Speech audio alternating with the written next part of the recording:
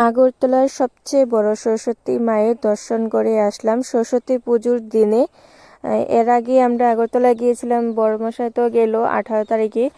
আর এই জন্যই আমরা ছিলাম আগরতলাতে এতদিন, সরস্বতী পুজোটা দেখবো, সবচেয়ে বড় মায়ের যে পুজোটা ওটা দেখবো, তাই এতদিন ছিলাম আগরতলায়। আর আগরতলা কিছু ঘোরাঘুরি হয়েছিল ওইখানে। মায়ের পুজোটা নাকি 5 বছর ধরে হচ্ছে, প্রতি বছর মায়ের উচ্চতা উঁচু হয়। এই বছর 40 ফুট উঁচু। দেখে আসলাম, আমার তো খুবই ভালো লেগেছে। তোমরা কে কে গিয়েছো অবশ্যই কিন্তু জানিও। আর এইদিকে দেখো, মাম্মা খুব খুশি, ও মেলা দেখলে কিন্তু খুব খুশি হয়। অনেক দিন পর ও মেলা দেখছে।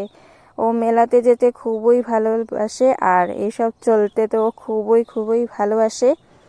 আর প্রচুর মানুষ ছিল সরস্বতী পুজোর দিনে। আমরা পুজো টুজো দেখে তারপরের দিনই চলে এসেছি, মানে কালকে এসেছি বাড়িতে পুজোটা দেখে। এতদিন এই পুজোটা দেখার উপলক্ষে এতদিন ছিলাম আগরতলাতে, অবশেষে দেখে আসলাম। খুবই ভালো লেগেছে। তোমাদের কেমন লেগেছে অবশ্যই জানি।